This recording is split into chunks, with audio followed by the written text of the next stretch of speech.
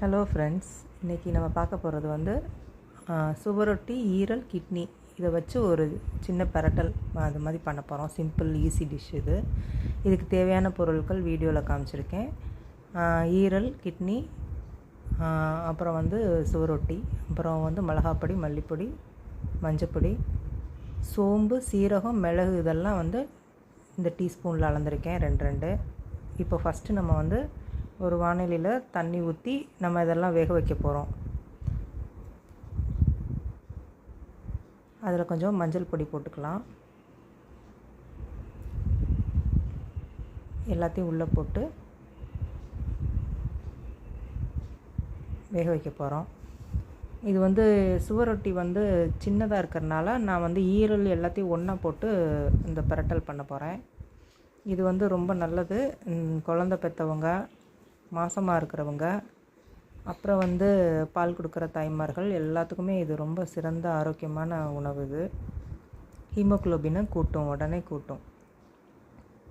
இது செய்கிறதும் ரொம்ப ஈஸி. இதை வேக வச்சுக்கணும் நல்லா. மஞ்சப்பொடி, உப்பு, தேவையான தண்ணீர் ஊற்றி ஒரு 20 நிமிஷம் இதை வந்து வேக வச்சுக்கணும்.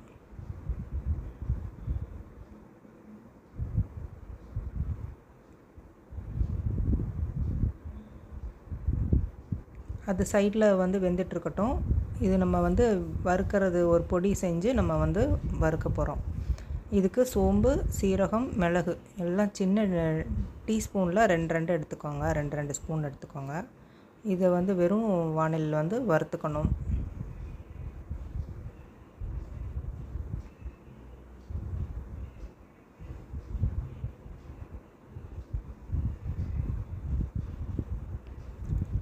நல்லா வறுபட்டுருச்சு.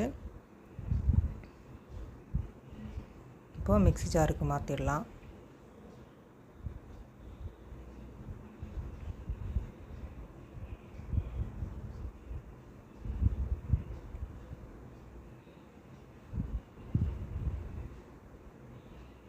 இது கொஞ்சமாக போட்டு அரைக்கிறனால இதிலே நம்ம வந்து மிளகாத்தூள் போட்டுடலாம் 1 ஸ்பூனு, மல்லித்தூள் 1 ஸ்பூனு,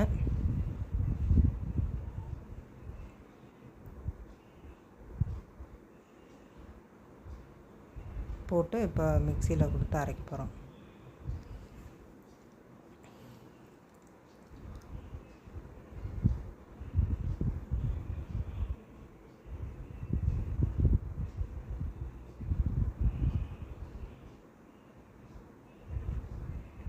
இதில் ஒரு ஏலக்காவும், ஒரு கிராம்பும், ஒரு சின்ன துண்டு பட்டையும் நம்ம சேர்க்க போகிறோம். இதை நான் சேர்க்க மறந்துட்டேன். இதையும் போட்டு சேர்த்து அரைச்சிடலாம்.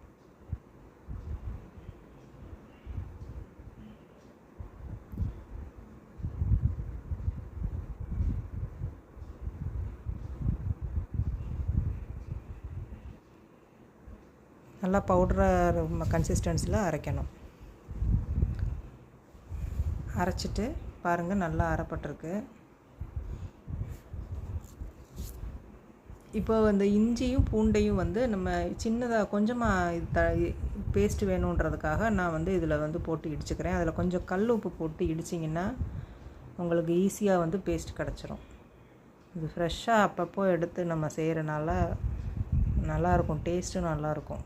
அப்போ மசாலா அரைக்கிறது, இஞ்சி பூண்டு விழுது தேவைப்படுறத வந்து அப்பப்போ நம்ம பண்ணிக்கிறனால உங்களுக்கு அந்த டிஷ்ஷே வந்து ரொம்ப ஃப்ரெஷ்ஷாக இருக்கும், சூப்பராக இருக்கும் டேஸ்ட்டும்.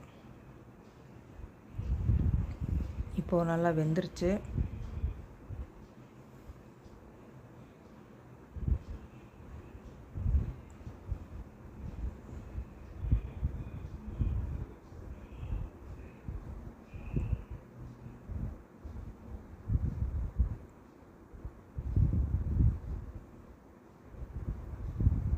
இப்போது அதை எடுத்து தனியாக வந்து நான் சின்ன சின்னதாக வெட்ட போகிறேன்.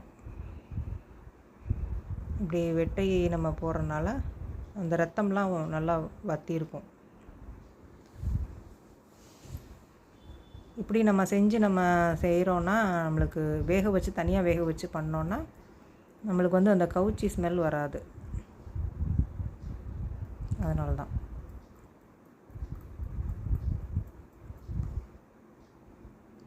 தண்ணியெலாம் வேஸ்ட் பண்ணாமல் அதையும் எடுத்து வச்சாச்சு.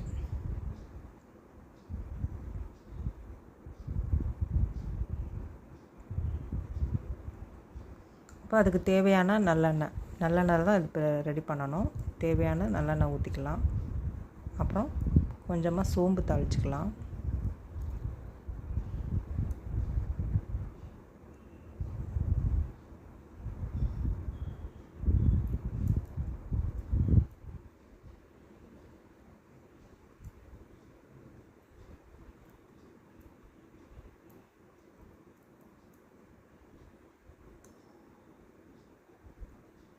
சோம்பு பொரிஞ்சிருச்சு. இப்போ சின்ன வெங்காயம் தான் சேர்க்கணும் இதில்.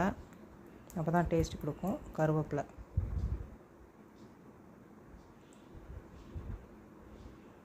நல்லா போட்டு நல்லா பொன்னிறமாக வரைக்கும் நம்ம வறுக்கணும்.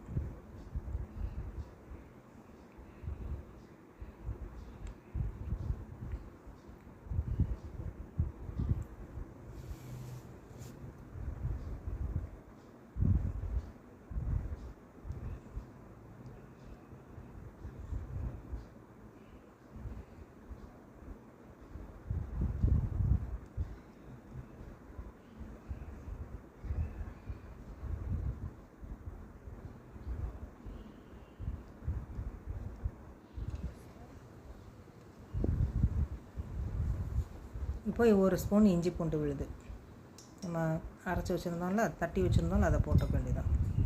போட்டு நல்லா வதக்குங்க.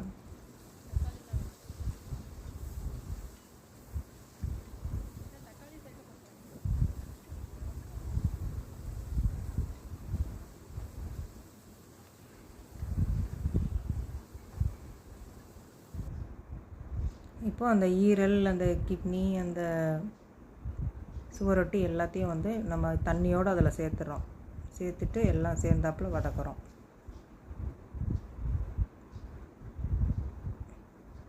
அப்புறம் அரைச்சி வச்ச பொடி எல்லாத்தையும் சேர்த்துடலாம்.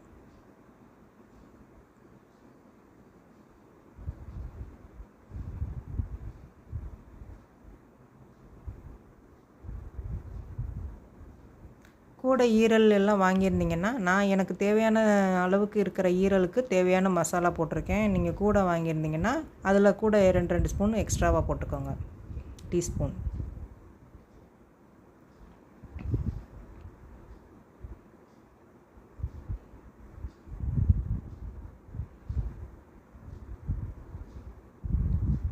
இந்த மசாலாவை வச்சு இந்த மெத்தடில் அப்படியே வந்து நம்ம வந்து மட்டனையும் வேக வச்சு பண்ணிக்கலாம், சிக்கனையும் பண்ணிக்கலாம். இந்த பவுட்ரு ஒன்று போதும். சிம்பிளாக நம்ம இந்த மாதிரி பண்ணிக்கலாம். தேவையான அளவு தண்ணி ஊற்றியாச்சு. தேவையான அளவு உப்பு, இதெல்லாம் சேர்ந்து ஒரு 10 நிமிஷம் வேகட்டும்.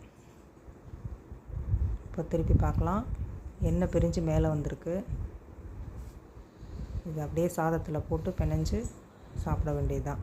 ரொம்ப டேஸ்டான ஈஸியான மெத்தட் இது. ட்ரை பண்ணி பாருங்கள், சூப்பராக இருக்கும்.